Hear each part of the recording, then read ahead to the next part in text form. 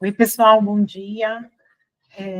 Obrigada pela participação de vocês. Hoje nós vamos falar aqui sobre 3 modalidades, né, de riscos que acabam tendo reflexos no ambiente de trabalho e, obviamente, riscos que muitos efeitos, quando esses riscos eles são, na realidade, eles ocorrem dentro do ambiente. Nós temos aí riscos psicossociais e vamos falar sobre isso à luz da NR1, da mudança, da lei que cria o programa Emprega Mais Mulheres e também dos demais documentos que são necessários, tá bom? De acordo com essas regulamentações. Então, eu vou me apresentar brevemente. Eu sou Mariana de Peron, eu sou sócia fundadora da Travessia, sou advogada, trabalho com esses temas há muitos anos, inclusive participo de investigações relacionadas a temas como assédio sexual, importunação sexual, discriminação, e hoje nós vamos trazer esses temas para a gente começar aqui. Como que nós dividimos, né, o webinar aqui, o conteúdo? Vamos primeiro falar do assédio, entendendo o que é o assédio moral, o que é o assédio sexual e as violências corporativas. Vamos falar das condutas, relacionando a questão dos riscos psicossociais, com observância da NR1 e da Lei 14.457. Vamos falar das integrações com sistemas de gestão de riscos e apresentar o papel ampliado da CIPA para as empresas que possuem, para promover um ambiente seguro e respeitoso, observando-se essa legislação. Não vamos trazer aqui hoje os conceitos juridiquês na forma como eles estão estabelecidos, né, por exemplo, na legislação trabalhista e na legislação penal. Vamos usar um conceito um pouco mais elástico para a gente trabalhar sobre esses temas, sabendo que assédio moral e assédio sexual são temas previstos em legislações específicas, com penalidades também, né, relacionadas a cada um desses tipos, tá? Então, vamos começar aqui a parte da conceituação. O que são os riscos psicossociais? A gente tem feito várias conversas, já falamos sobre esses riscos, trouxemos aqui um conceito simplificado, de acordo com as normas da Organização Internacional do Trabalho, de acordo com as normas da Organização Mundial da Saúde e também de acordo com as regulamentações, inclusive o guia do MTE. Os riscos psicossociais são fatores relacionados à organização do trabalho, né, que impactam aí negativamente a saúde mental e o bem-estar dos colaboradores. Quando a gente pensa em riscos psicossociais, a gente tem que lembrar um pouquinho da NR1, lá na época em que ela foi promulgada, que a gente trazia os riscos relacionados, né, ao ambiente de trabalho, assim, a gente trazia em 2 enfoques, os riscos físicos e químicos, né? Os riscos psicossociais foram equiparados, eles são riscos muitas vezes subjetivos, invisíveis, né, e sistêmicos. Sistêmicos porque quando você tem uma área, né, que está ali uma pessoa sofrendo uma questão de assédio moral, por exemplo, é muito capaz que outras pessoas também estejam passando por essa situação. Os riscos psicossociais, eles trazem consequências, efeitos concretos sobre o desempenho da pessoa, a segurança e o clima da empresa. Então, nós vamos falar aqui, né, de riscos psicossociais, falando de duas condutas que geram riscos psicossociais e ocorrem no ambiente de trabalho. Aqui, para exemplificar os fatores, né, os riscos psicossociais, nós trouxemos alguns exemplos. Trouxemos aqui uma carga emocional excessiva, a gente fala aqui das exigências sobre a constante alta performance, a pressão por metas que sejam inalcançáveis, a questão da falta de pausa, de descanso adequado durante a jornada de trabalho, né? Quando a gente tem jornadas muito intensas, é importante prever essa questão do descanso. A gente está falando de relações interpessoais, e aqui vamos trazer os tipos assédio moral e assédio sexual, assim como as violências corporativas, que normalmente estão relacionadas a esses tipos, ou ainda a outras situações. A organização do trabalho, como a questão da sobrecarga, a subutilização de competências, o clima organizacional, quando você tem uma comunicação autoritária, uma cultura do medo, e também, né, a questão da cultura institucional, que é uma tolerância. Essa tolerância normalmente vem das lideranças em relação a comportamentos inadequados ou abusivos. Essa tolerância, ela se verifica, inclusive, quando você tem, né, um projeto, um programa de compliance estabelecido com canal de denúncias ou relatos, e essas denúncias e relatos não são investigados com a devida diligência, e, se investigados, às vezes não são punidos, né? Então, a gente está falando aqui também de silenciamento de relatos e denúncias. Vamos começar com o assédio moral. Já vamos aqui trazer, né, o que não é o assédio moral. Nós, nas nossas relações, nós temos relações interpessoais com nossos colegas de trabalho, com os nossos líderes, e se somos líderes, com as nossas equipes. Atos de gestão, ou seja, dar feedback, cobrar metas de forma respeitosa, ter reuniões individuais e, nessas reuniões, ter a conversa sobre desempenho e performance, essas condutas são condutas de gestão, né? Essas condutas, ou você ouvir uma reclamação do seu funcionário, do seu gestor, isso não configura o assédio moral. Esses atos de gestão, a gente fala que são atos meramente, né, para você gerir as equipes, ou gerir, obviamente, né, ou você ter também comunicações com seus colegas ou líderes. O assédio moral, ele é uma conduta abusiva, e aqui vamos prestar atenção na questão abusiva, né? Quando isso acontece de forma abusiva, repetidamente e sistematicamente, né? Então, é muito importante quando a gente pensa no assédio moral como atos contínuos e não como uma prática isolada.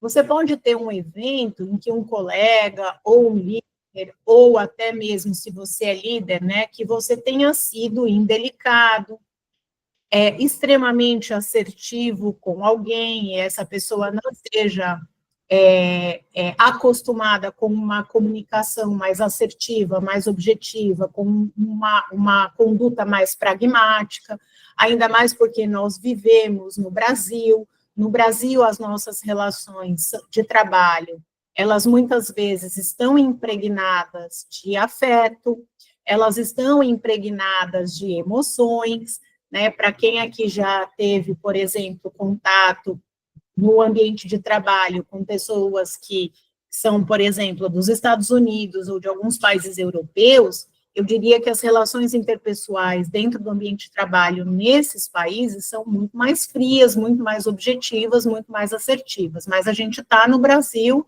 né? A gente vem de uma cultura da América Latina, onde as nossas relações são diferentes quando a gente faz essa comparação com outros países. O assédio moral, ele afeta a dignidade e a integridade da pessoa, né? Que integridade física, emocional, psíquica, né? Você não precisa ter aqui a intenção de prejudicar a pessoa. É um ato que configura-se por ser abusivo, repetitivo e acontece de forma sistemática. É uma prática, né? O assédio moral, ele pode, a gente sempre fala que ele pode acontecer por uma ação ou uma omissão. Então, em que sentido? Pode se manifestar por atos, palavras, comportamentos, gestos, que, quando eles se repetem ao longo de um período de tempo, eles criam um ambiente hostil, humilhante, degradante, ofensivo. Né? Então, aqui, vamos falar de alguns exemplos, né? Mas é muito importante que a gente tenha em mente que o assédio moral tem algumas características, que é o ato contínuo, né? Não, o fato não é uma questão isolada, ele desestabiliza e impacta a pessoa, o ambiente de trabalho, a produtividade e as relações. Então, uma vez a gente conceituando o assédio moral, foi o que eu falei, não vamos trazer aqui questões jurídicas, porque o assédio moral pode acontecer em relações, né, que a gente chama horizontais, verticais, ou até mesmo diagonais. Então, aqui, só para a gente estabelecer, né, que a gente tem o conceito do assédio moral e as características principais. Ah, Mariana, mas eu fui vítima de uma situação que a pessoa fez um comentário ou praticou uma conduta inadequada. Isso pode também configurar uma questão que vai gerar um risco psicossocial, mas não vai ter um nome, não vai ser classificado ou tipificado como um assédio moral, ok? Então, vamos lá. Exemplos de assédio moral. Críticas reiteradas e públicas.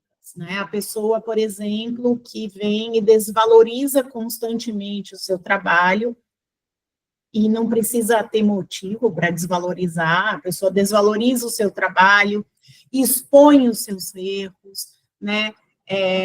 Traz comentários que não são pertinentes ao seu trabalho, ao seu desempenho, à sua performance, com efeitos, obviamente, muito negativos. Um outro tipo é o isolamento social ou profissional, que é ignorar a presença da pessoa, excluir a pessoa de projetos, de grupos ou de e-mails. Ter, obviamente, o caso da sobrecarga ou a ociosidade forçada.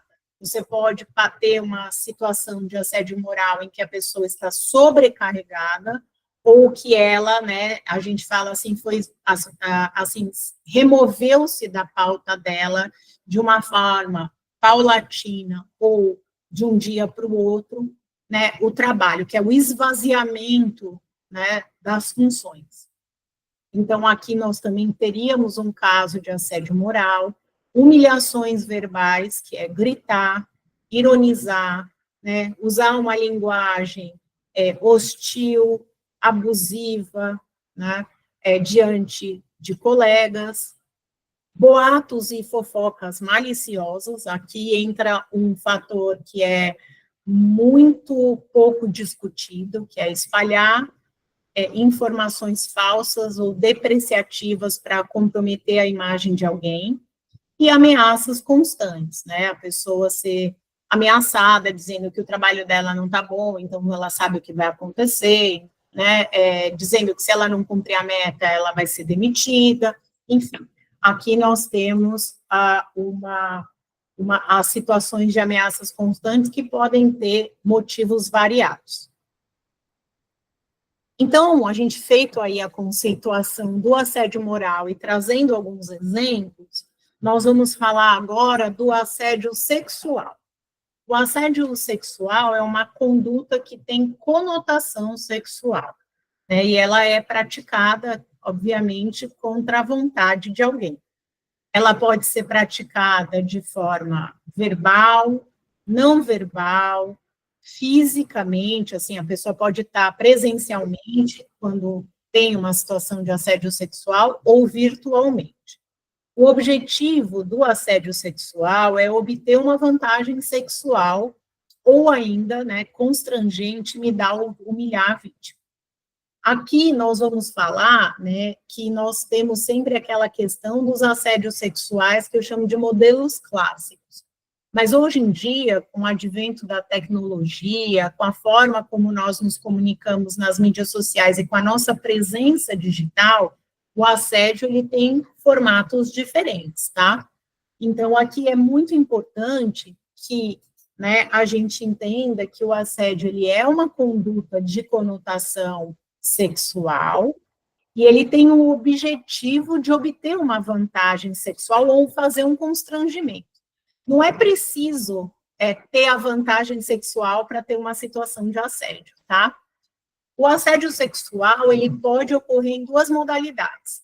Ele pode ser classificado por hierarquia ou por constrangimento. Então, quando alguém vale, né, da sua posição de poder, onde essa pessoa tem ali dentro do ambiente de trabalho influência, autoridade, né, essa pessoa, ela pode praticar condutas de cunho sexual contra diversas vítimas. Então, não precisa ser necessariamente a pessoa que lidera, né, a vítima, ou a pessoa que é o gestor da vítima. Pode ser uma pessoa que tenha influência e poder no ambiente de trabalho. Podem ser outros líderes, né, podem ser pessoas ali que sejam de comitês executivos, conselhos, vai variar caso a caso, tá? Um outro tipo de assédio é aquele que é o assédio sexual por constrangimento.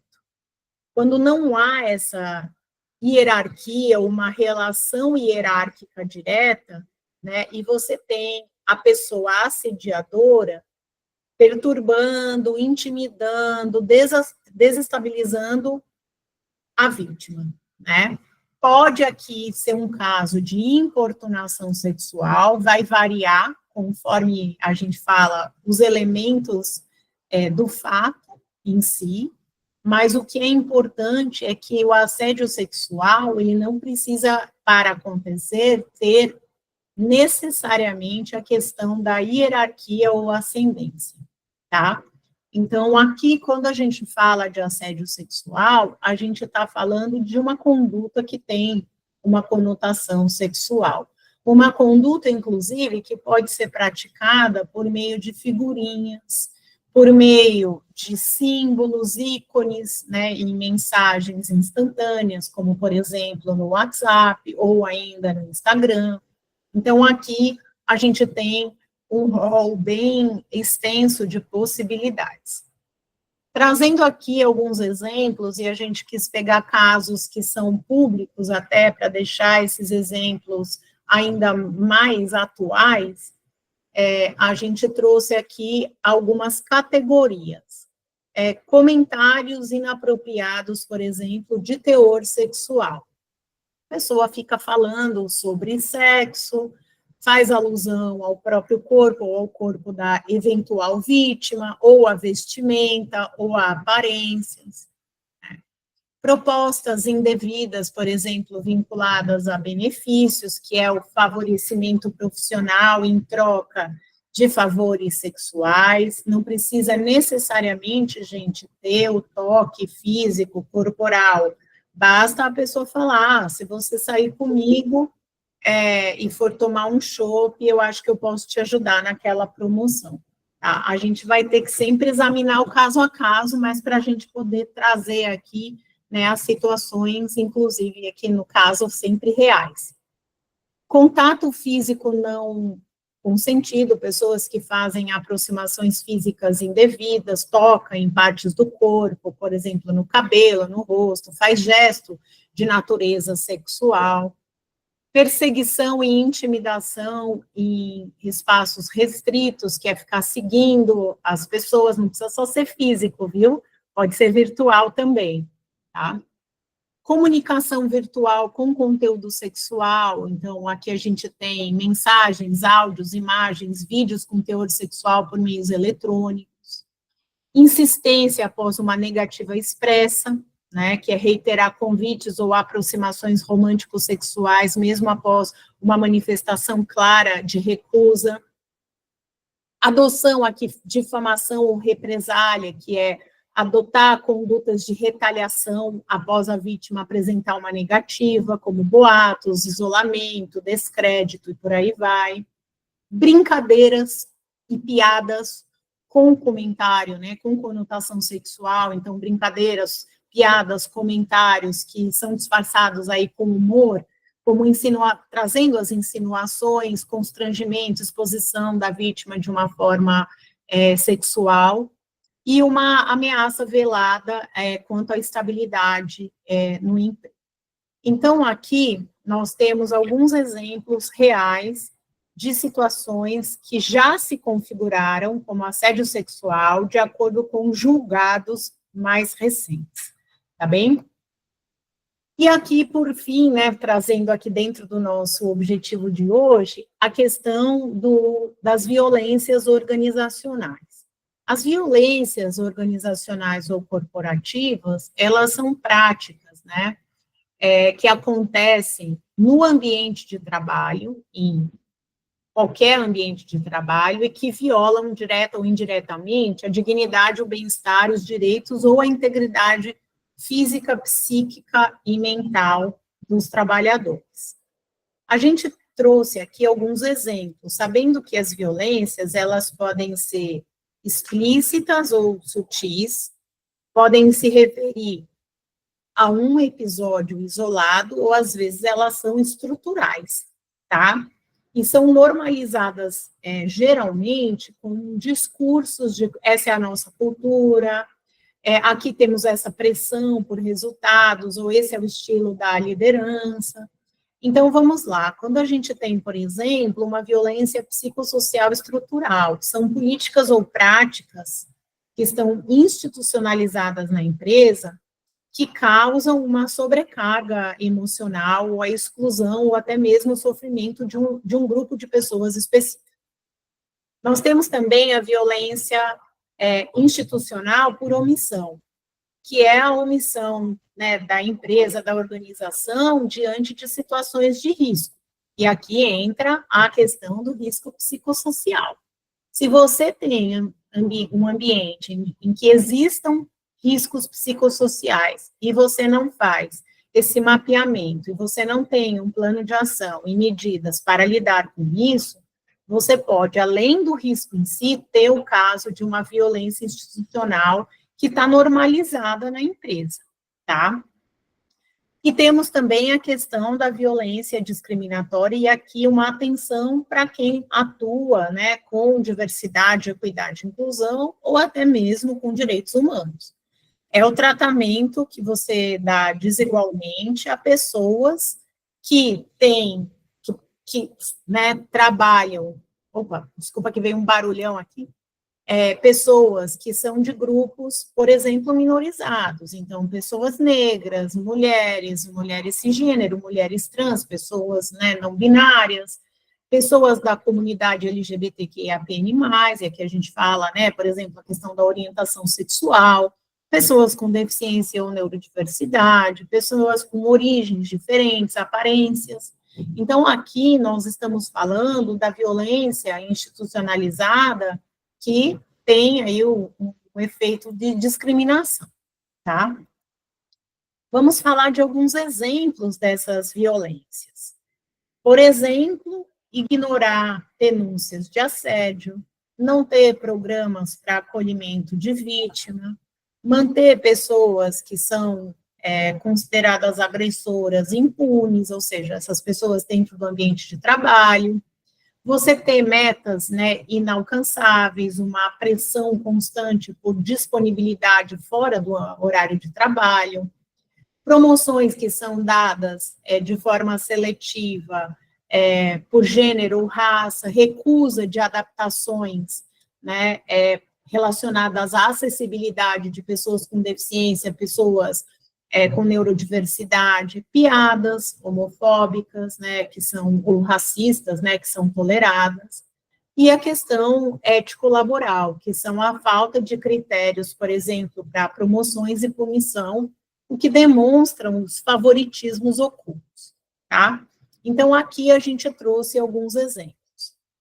Em síntese, os riscos psicossociais, né, eles impactam o ambiente de trabalho e condutas como assédio moral, assédio sexual e as violências organizacionais elas, quando ocorrem na prática, elas expressam de uma forma bastante evidente esses riscos. E a gente precisa, né, tratar esses riscos com uma abordagem integrada e uma resposta institucional imediata. Isso por conta das leis aplicáveis e, obviamente, agora, dentro do conjunto de normas que compõem a NR1 e a lei do Emprega Mais Mulheres. Todas essas condutas são perigos ocupacionais e elas precisam ser tratadas dentro do GRO e do PGR. Então, a gente aqui trouxe esse recorte para falar de assédio moral, assédio sexual e violências institucionalizadas, as violências organizacionais, para que a gente possa pensar nesses dois instrumentos, especificamente a NR1 e a Lei 14.457, para que a gente possa pensar em como integrar com as normas. Quando a gente fala da NR1 2024, né, e a NR5, que teve alterações em 2022, que vai falar, né, da criação da CIPA, dos treinamentos, aí a gente está falando da outra norma, nós vamos ter aqui que a NR1 estabelece o gerenciamento de riscos dos riscos ocupacionais, obriga o mapeamento dos riscos, inclusive os riscos psicossociais, e exige o desenvolvimento do PGR com um plano de ação documentado. A NR1 aqui, a gente vai ter, a NR5, quando ela foi alterada pela Lei do Emprega Mais Mulheres, a gente fala da CIPA, dos treinamentos obrigatórios, que devem ser feitos anualmente, né, e também de outras questões relacionadas à prevenção e combate. E aí a gente fala especificamente de assédio sexual e outras violências no trabalho.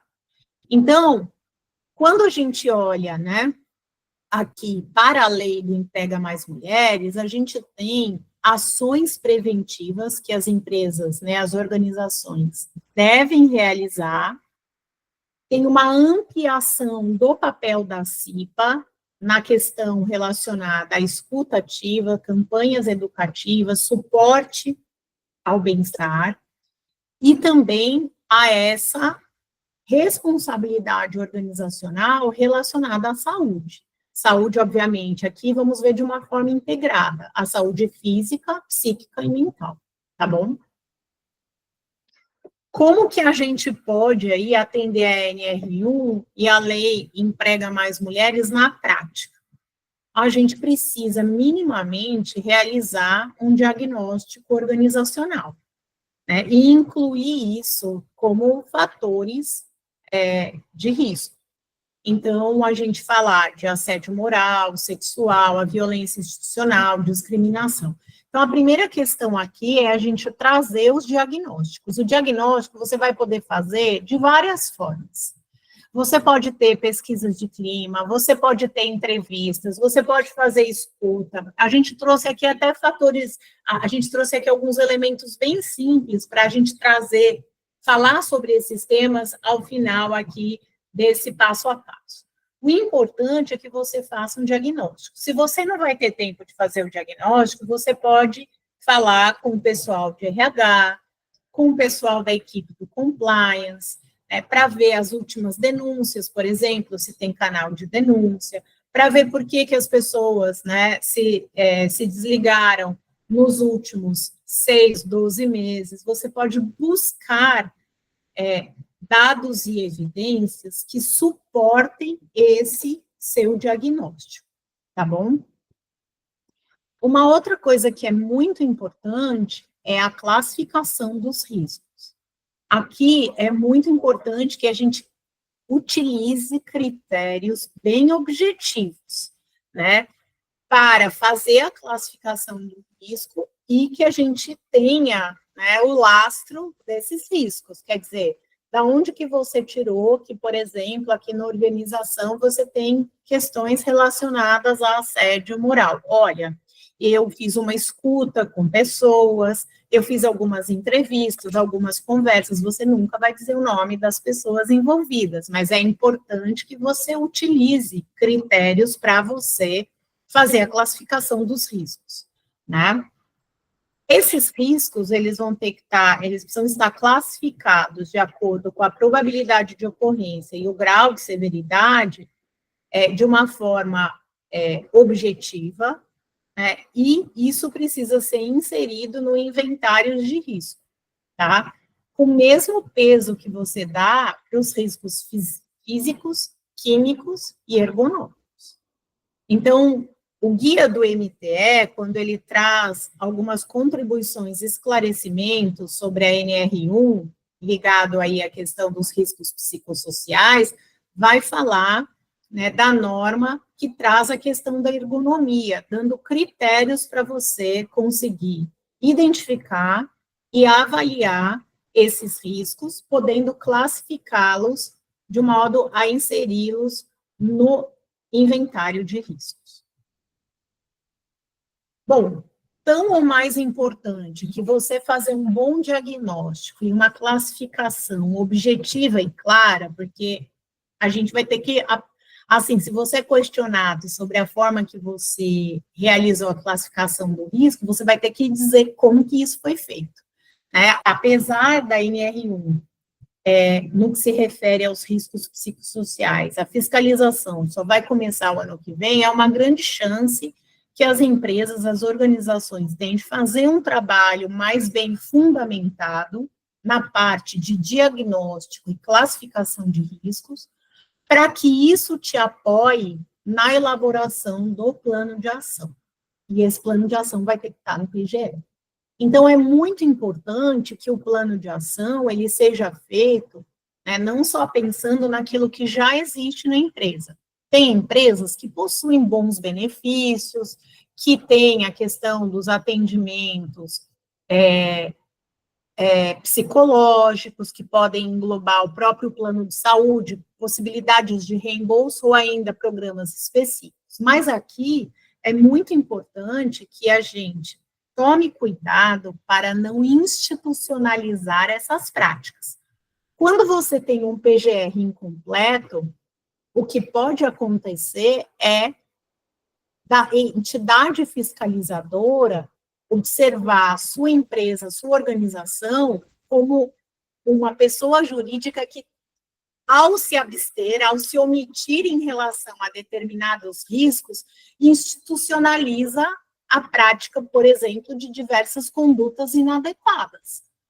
Então, é muito importante que o plano de ação, ele seja extremamente detalhado e ele leve em consideração os riscos que foram apontados no inventário. Então, o que você pode aqui trazer? Primeiro é definir as medidas que já estão lá disponíveis para os colaboradores, caso alguma dessas situações aconteça. Aí você vai observar outras medidas de prevenção, mitigação e correção. Né, tem empresas que não possuem canal de relatos, canal de denúncia. Então, uma pessoa que está passando por uma situação de assédio moral, de assédio sexual, a quem ela deve recorrer? Você vai ter que estabelecer essa matriz de responsabilidade, né? Aqui também tem a parte de normatização, que são os códigos, as políticas internas, treinamentos, que faz parte aí do que a gente chama de regulamentação corporativa.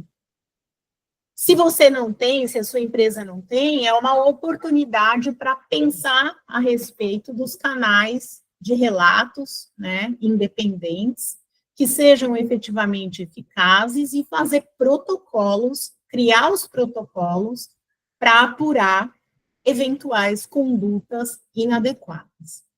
E óbvio aqui, tudo isso com um reforço bastante contundente e frequente da liderança, né? Aqui a gente precisa colocar esse. É muito importante que nesse momento em que você vai fazer o plano, o inventário de riscos, que você designe os responsáveis. Quais são as áreas responsáveis? Então, é o RH, é o jurídico, é a área de segurança, é a CIPA, quer dizer, quais são as áreas responsáveis? Em qual etapa cada uma dessas áreas será responsável? É muito importante, até para você poder integrar a NR1 com, né, as normas que estão ali na lei do Emprega Mais Mulheres. Se você tem empresas que não têm CIPA, mas se a sua empresa tem CIPA, para que a CIPA participe da análise de riscos, implementação e monitoramento. E mais do que isso, é muito importante que a sua CIPA seja treinada, porque os temas que nós falamos hoje, tem outros também que poderíamos estar dizendo aqui, como os casos de discriminação, e aí falando especificamente de racismo, LGBTfobia, etarismo, capacitismo, que quando a gente vai trabalhar com esses assuntos, isso gera, a gente tem uma série de dúvidas. Se nós, né, e aí eu estou me colocando, se nós que somos advogados, muitas vezes temos dúvidas para entender uma conduta e classificar essa conduta, imagina você, pessoas que não trabalham com isso, e a CIPA, ela é feita de pessoas com diferentes formações. Então, é muito importante que todas as pessoas da CIPA tenham treinamentos que equalizem esse conhecimento, né, para que elas possam, para que essas pessoas ali, que integram, né, e esse órgão, a CIPA, possa participar mais ativamente da análise de riscos, implementação e monitoramento. Também é muito importante que esse plano tenha, às vezes as empresas não vão ter todas as medidas necessárias para lidar com os riscos psicossociais.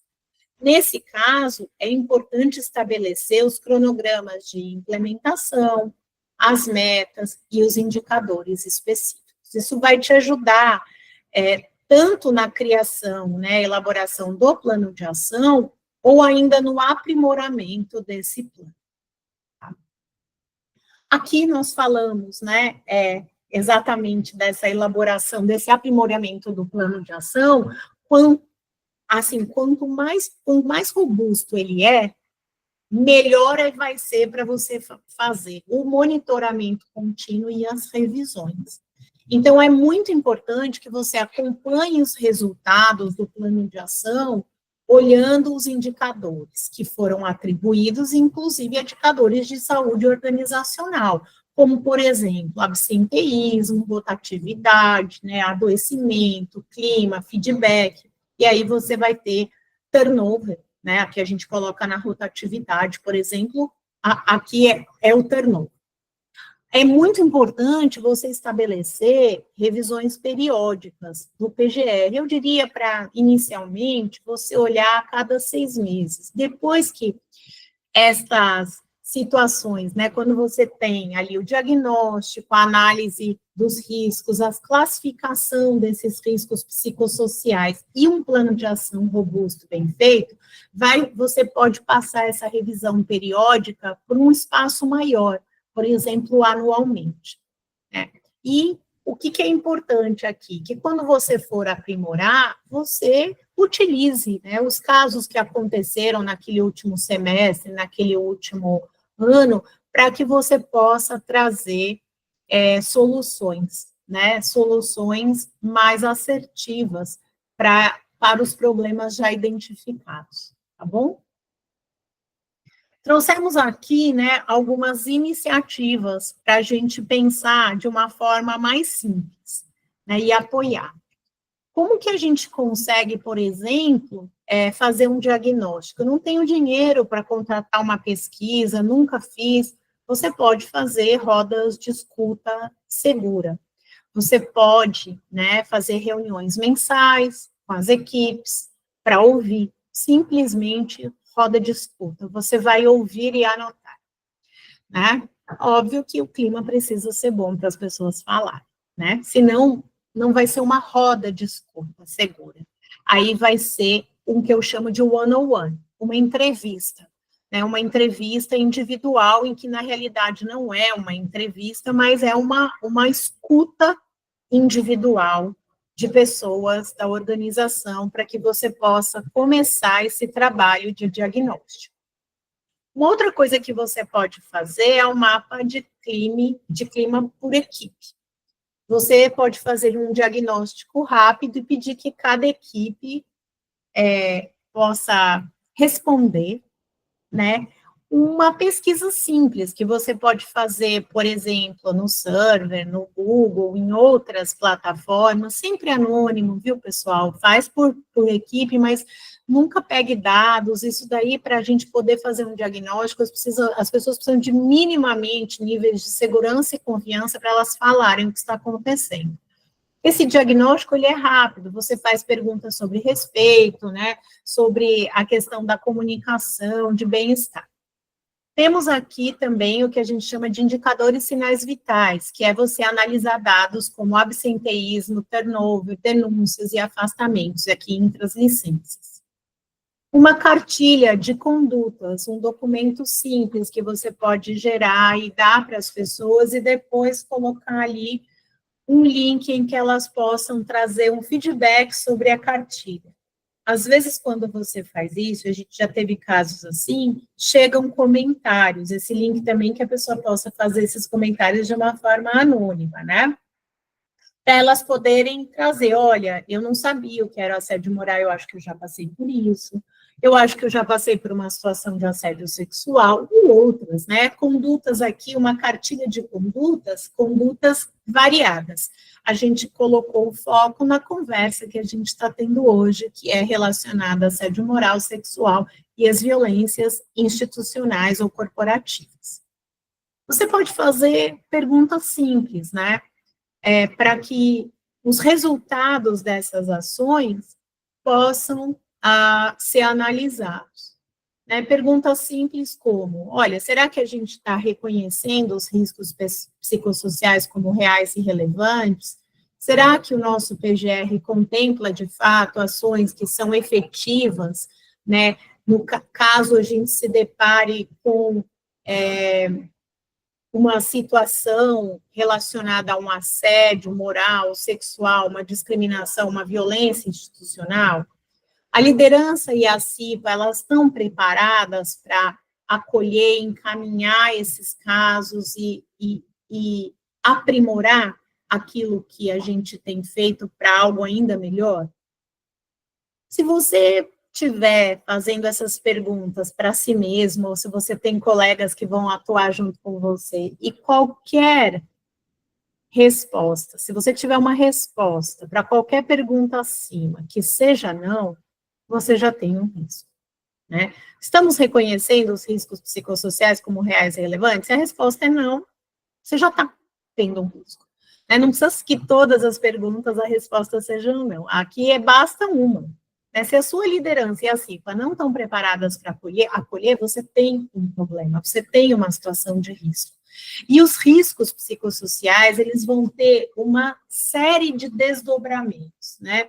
Os riscos psicossociais, eles vão ter desdobramentos na cultura organizacional, eles vão ter desdobramentos relacionados aos riscos reputacionais da empresa, eles vão ter desdobramentos relacionados a riscos financeiros, riscos jurídicos.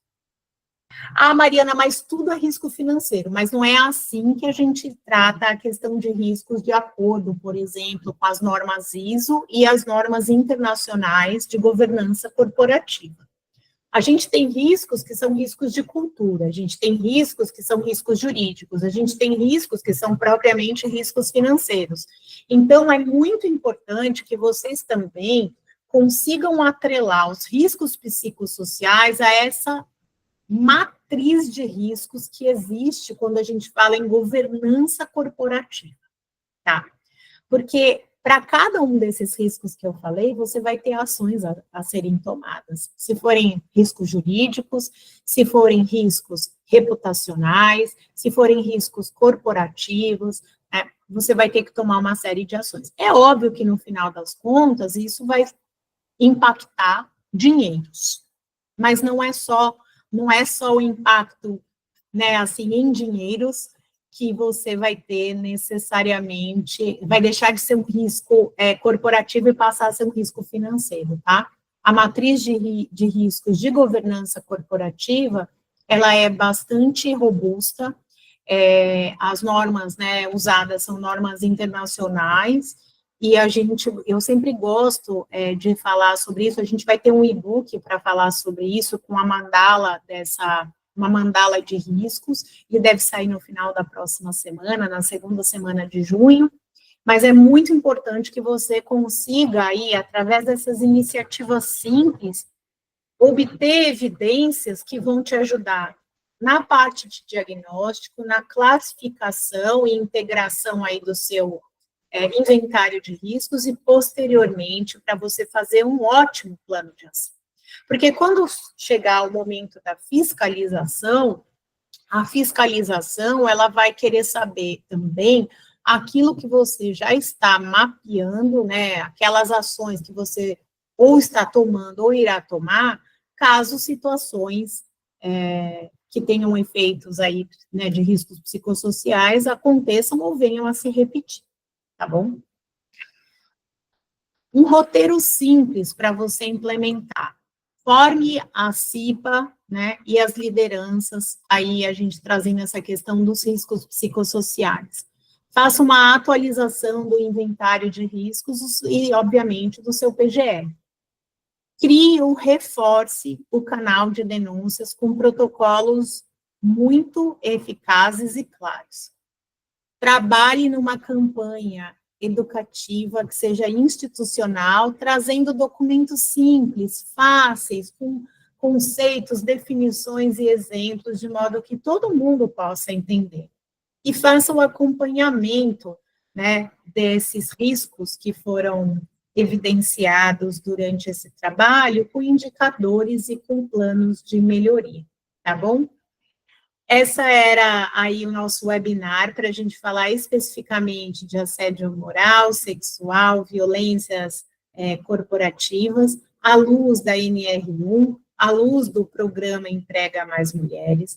O programa Emprega Mais Mulheres traz normas específicas a respeito de prevenção, acolhimento e treinamentos obrigatórios, né? Eu não vim falar só dessa lei, mas o que a gente quis dizer é que esse é um momento, né, ainda mais quando a gente pensa nos riscos psicossociais, é um momento em que a gente pode consolidar, né, projetos, ações que já estejam em andamento dentro da nossa organização.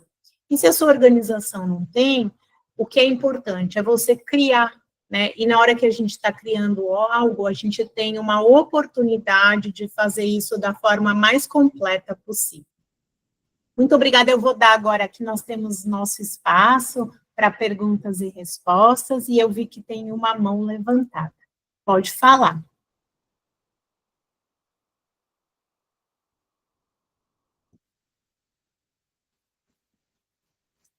Acho que tinha alguém que queria falar. Desistiu? Tem mais alguém que tem alguma pergunta, alguma indagação e queira trazer algum ponto? Fiquem ligados nas nossas mídias, nós vamos soltar um guia prático com informações relacionadas a esses temas e também não só os riscos psicossociais, para não ficar usando risco, mas a gente vai falar de um mapa de identificação de riscos dentro, né, das melhores práticas de governança corporativa, tá bom? Apoiada nas normas internacionais e também em normas ISO, para você fazer a identificação desses riscos, tá bom? Nós queremos agradecer em nome da Travessia, nós agradecemos a participação, estamos disponíveis, né, e qualquer dúvida, comentário, estamos à disposição. Luiz Otávio, se a gente tem um curso a respeito desse tema, nós vamos ter um treinamento que vai ser disponibilizado para pessoas físicas e ou jurídicas.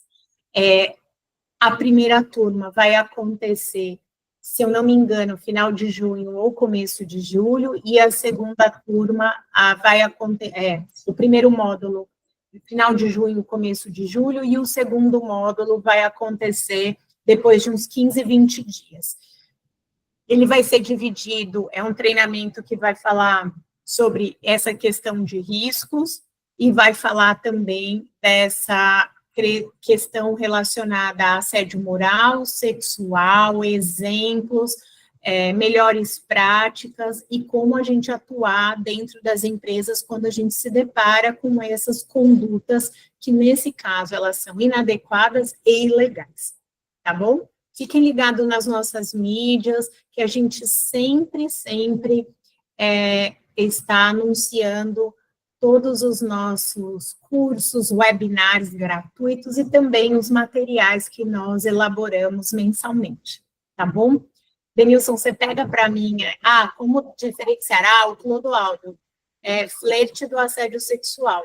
Então, Clodoaldo, todos nós podemos flertar. O flerte, ele está na nossa vida, né, que é olhar para uma pessoa com interesse afetivo, romântico e ou sexual.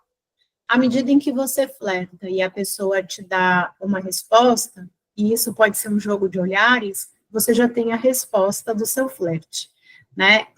Se não for claro o suficiente, você pode, às vezes, no flerte, né, falar, você gostaria de tomar um café comigo? Se a pessoa disser não insista.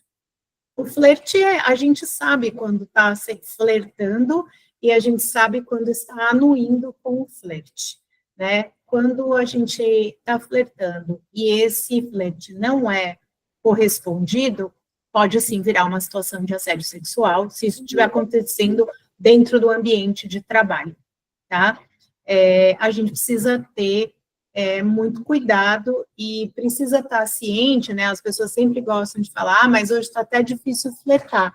Pois é, a nossa sociedade, ela vai evoluindo e uma série de condutas que antes eram toleradas, elas estão sendo discutidas porque elas são inadequadas. O flerte, quando ele é recíproco, ele é muito bem-vindo, quando não é, ele precisa parar por ali, tá bom? Muito obrigada, um ótimo dia para vocês. Quaisquer dúvidas, a gente está disponível, é só entrar em contato. Uma excelente terça-feira para todos. Tchau, tchau.